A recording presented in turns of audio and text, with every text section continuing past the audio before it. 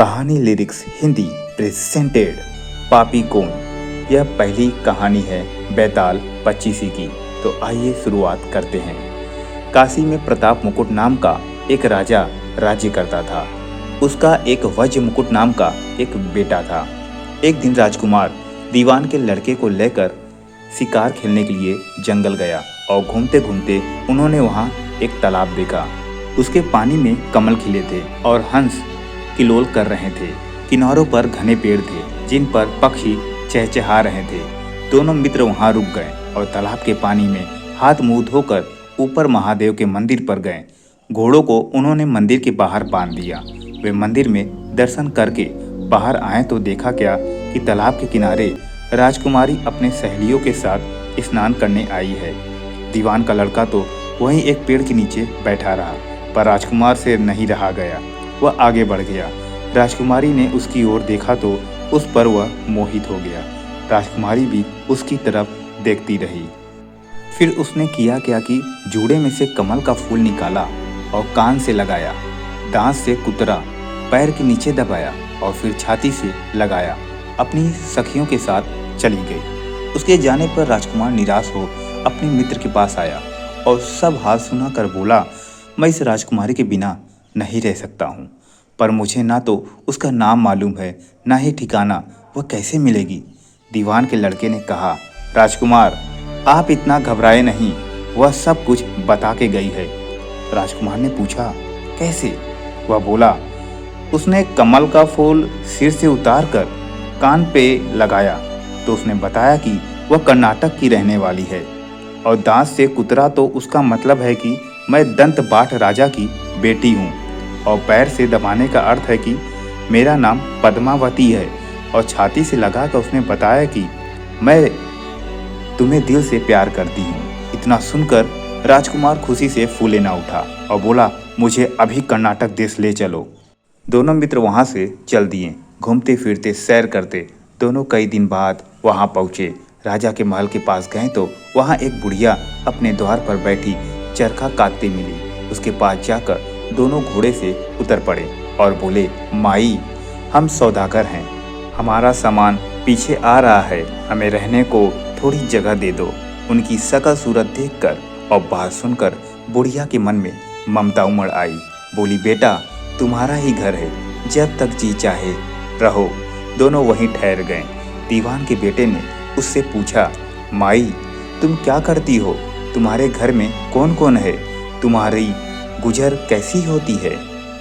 बुढ़िया ने जवाब दिया, बेटा मेरा भी एक बेटा है जो राजा की चाकरी में है, और मैं राजा की बेटी पद्मावती की दाई हूँ।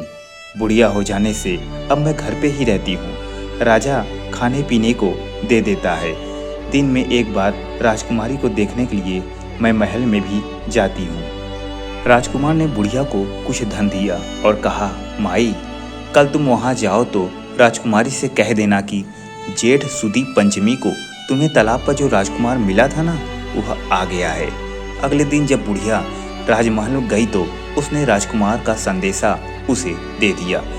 सुनते ही राजकुमारी ने गुस्सा होकर हाथों में चंदन लगाकर उसके गाल पर तमाचा मारा और कहा, मेरे घर से निकल जाओ।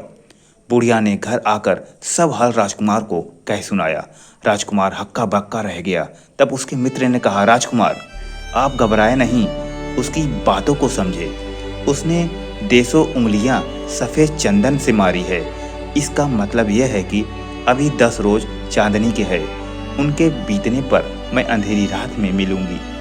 10 दिन के बाद बुढ़िया ने फिर से राजकुमारी को खबर दी तो इस बार उसने केसर के रंग में 3 उंगलियां डुबोकर उसके मुंह पर मारी और कहा, भाग यहाँ से। बुढ़िया ने आकर सारी बात सुना दी। राजकुमार शोक से व्याकुल हो गया। दीवान के लड़के ने समझाया, इसमें हैरान होने की क्या बात है? उसने कहा है कि मुझे मासिक धर्म हो रहा है, 3 दिन और ठहरो। 3 दिन बीतने पर बुढ़िया फिर वहाँ पहुँची। इस बार राजकुमारी ने उसे फटकार कर पश्चिम की खिड़की से बाहर निकाल दिया। उसने आकर राजकुमार को बता दिया।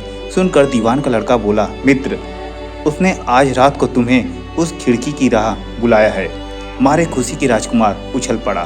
समय आने पर उसने बुढ़िया की पोशाक पहनी, इत्र लगाया हथियार बांधे दोपहर रात बीतने पर वह महल में जा पहुंचा और खिड़की में से होकर अंदर गया और राजकुमारी वहां तैयार खड़ी थी। वह उसे भीतर ले गई।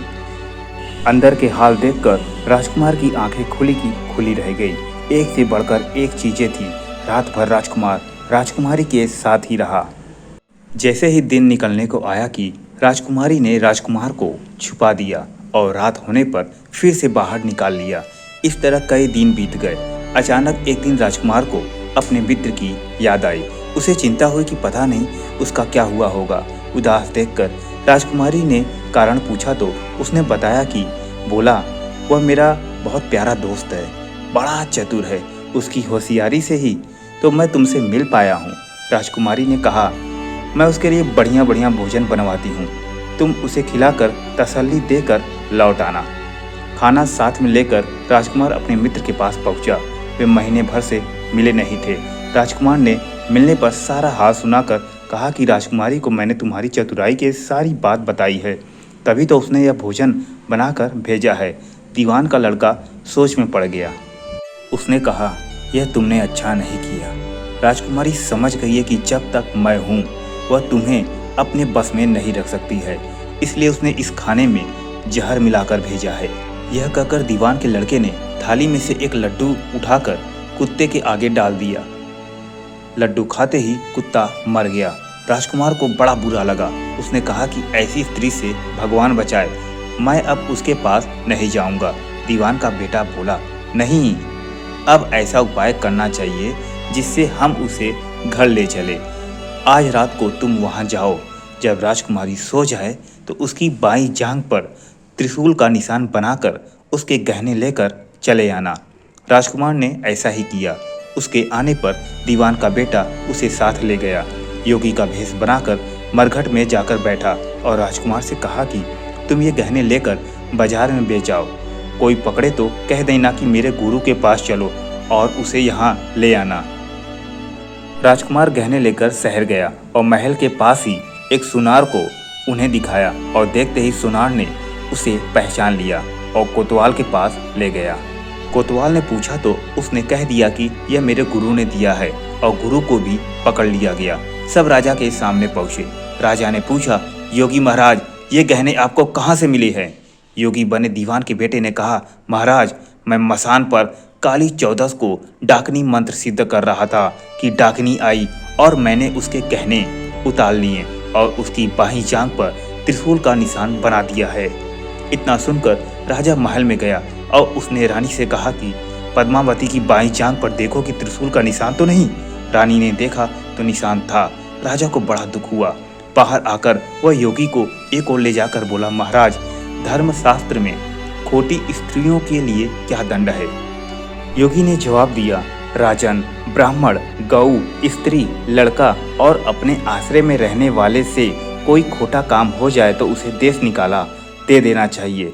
यह सुनकर राजा ने पद्मावती को डोली में बिठाकर जंगल में छुड़वा दिया। राजकुमार और दीवान का बेटा तो ताक में बैठे ही थे।